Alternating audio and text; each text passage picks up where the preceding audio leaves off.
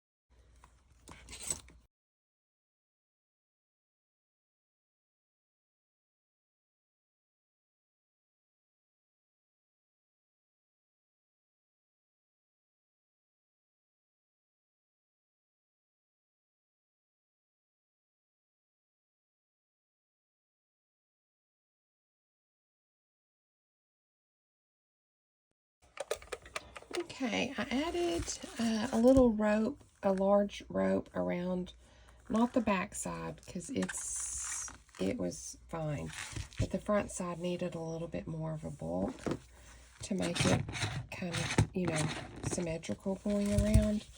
So I'm just taking my tweezers and I'm just really pulling this out to make it look a little bit more whimsical and break up that hard rope line. So when I get this done, and it kind of has an overhang, so you're not seeing that that lid under there very well, which is exactly what I want. I might have to add some right there, or I'll just pull it down because I don't want to see that silver.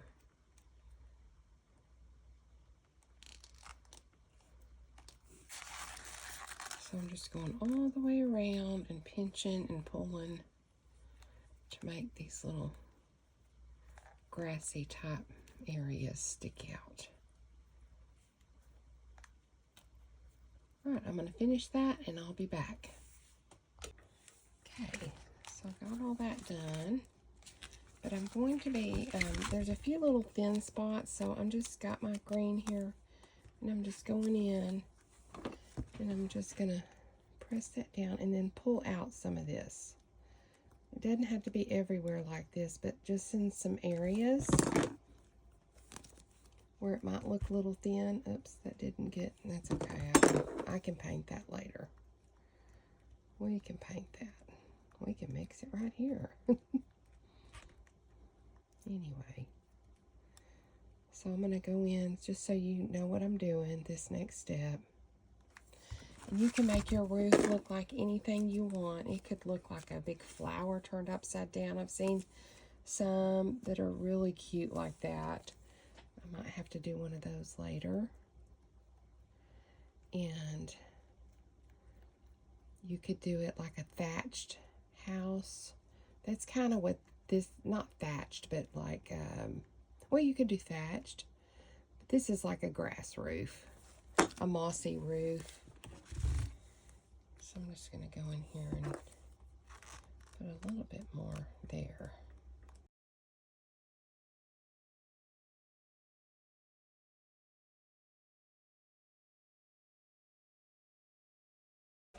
Okay, here's that part all finished. Now we're going to put a little brown up here. And since we already have the the wet foam clay here, I don't need to put any glue down. So I'm just going to wrap this little, just wrap it like that. Turn it around.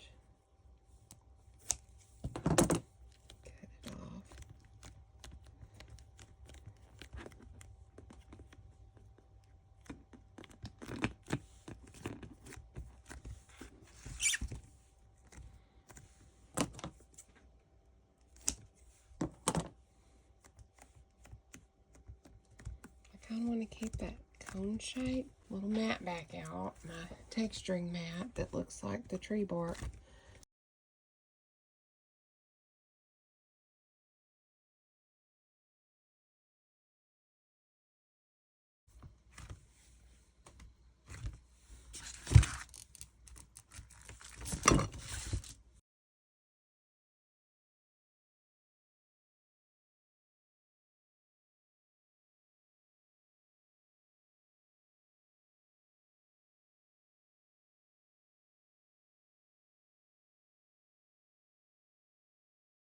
And then we're going to put some moss on top. Okay. So let's get our moss. Let's start doing that, and then we'll put a little window up in here. Just going to take little pieces and put it on there and do this.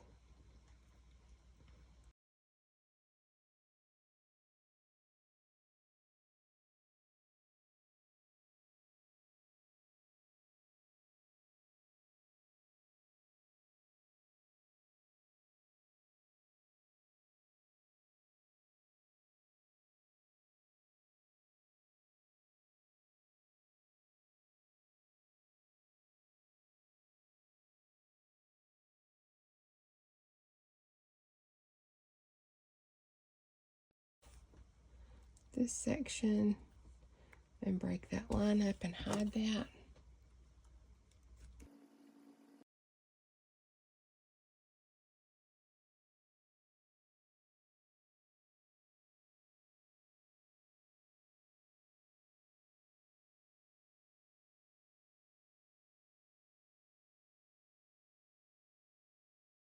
And let's do a circle in the top, just like we did to match the bottom.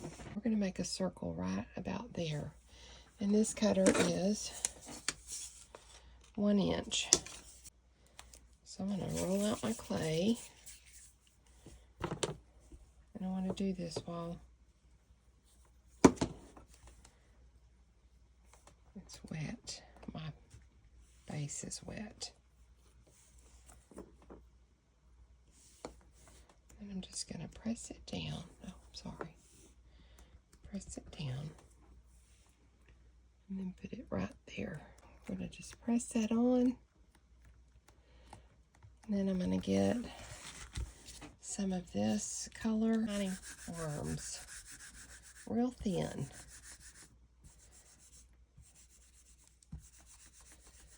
It's going to be kind of hard. I should have done this before I put the roof on. But sometimes I like to see the proportions of things.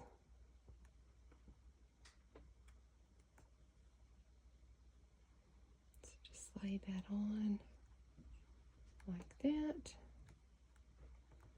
Oh yeah, that's cute. We're gonna do little tiny vines.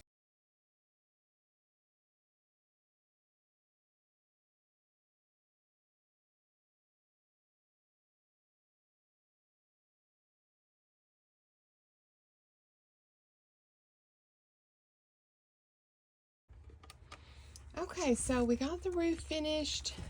It's dry. This is the next day, and it dried really well. And I'm just going to come in with all the details now. Let's do some shading and this is all the clay I'm going to do as far as the bulk. And then we're just going to come in and I'm going to finish the flowers. I'm going to shade everything or highlight. And then I'm going to add some flowers up here. I just really want it fairy-like. Even though it's a little woodland fairy, she still likes flowers. It's kind of how I like to think. This is eyeshadow palettes that I use for shading and highlighting. I love this one. I use it all the time. And then I use this one for like the bark. I'll be using this one by Maybelline. It's the matte bar.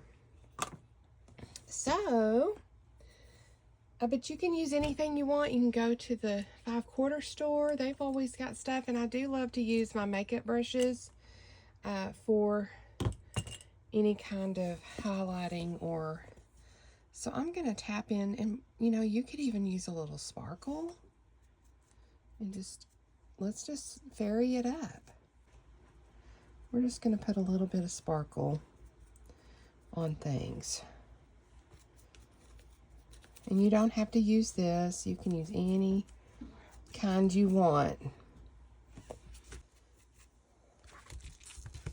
Okay, and let's get another color. I'm just going to show you a sample of everything I'm doing. We're not going to go through the whole thing. The video would be way too long, but highlighting. And I like to use colors other than greens. Like, let's dip into this yellow, because grasses have yellow in them. And I just love how it really picks up more texture. And it all starts coming to life. And see all these tones that you're getting? You could even come in with a jewel tone green and kind of darken up some areas if you want. It just plays with your eye and just adds more whimsy, more color, more texture. So anyway, that's the idea. So you can see what I did for the grass. I'm going to do that for all of the grass and plants. Now, let's get into the, let's do the Maybelline. And I'm going to use a flat brush, maybe even a little detail brush. Let's do a little flat brush. So I get my little flat brush, and I'm going to come in. Let's start on the back and make sure that we like what we're doing here. Yeah, that looks good. And I'm just going to brush against the texture. You don't want to go down. You want to brush against, and that way you pick up all those high points. And that just adds a little bit more dimension. Okay, I'm just going to do this little area with you, and then I'll come back with the finished results. And come in with your lights.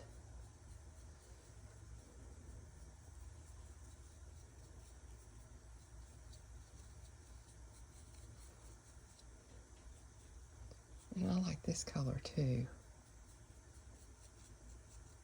And if you lose some of your brown, don't worry, you can dip into a deep brown and just add it back. And even this, I'm going to tone this peachy color down just a touch. It's just a little too stark. I want to. And at this point too, check all of your clay. Make sure everything is sticking properly, not moving around, not weak. Like that's a little bit weak, so I might back that with some more clay, just so it doesn't do this. I don't want my clay moving around too much. Okay, so this is the idea, and this is what we're doing. And the same for everything that is a branch. It's going to be like that. Okay. So I'm going to do all that, and then I'm going to finish my roses, and I'm probably going to put a few flowers, and then I'll be back. Okay, I'm back, and everything is all done. And here is the finished result. I have not sealed it yet. And then in just a second, we're going to put some lights in it. Now, I could go and do a little bit more at the bottom, but I think it looks fine. I kind of like that rawness down here. You know, like it's really organic coming from the ground. And I put a little dragonfly up there at the top. I think it looks so cute. And I could even draw a little fairy up in here as if she's flying in the top of her house. And I might do that here in a little bit, but I'll show you the finished result on Facebook. And I have these little fairy lights. This is just what I have on hand. I would actually want some blinking lights, and I would want, or maybe a fiery type, you know, like a candle lit type of light. Has a little bit more glow and variable speeds that you could do, but this one is fine for this purpose right now. Oh, and I added all the roses, and I think they turned out really pretty. And then I added a doorknob and a little key right here, and the little hinges. And then everything is highlighted or a shadow or highlight. And then I'm just going to open up my little lantern. And I'm going to stick these inside, and you can see it light up. This just is so cute. Would this not be the cutest you could do for your child's room? As like a little night light. If you could even retrofit your jar to hold a real lamp light with LED in it. I wouldn't use incandescent because that gets too. It just really turned out so cute. Let's turn the light out and see what it looks like. And there it is, all glowing. And I love what this jar, how it makes the design on your walls. Oh my goodness, is that not the cutest? And if you had it on a little rotating table, oh my goodness, it'd be so cute. So anyway, friends, I hope you enjoyed this tutorial. And if you did, please give me a like, a share, a subscribe. And if you're following me on Facebook, I'd love for you to share out this tutorial. And I hope you enjoyed it and hope you make one. If you do, please let me know. Tag me in the comments. Let me know what you've done. And thank you for being here. I'll see you later. Bye.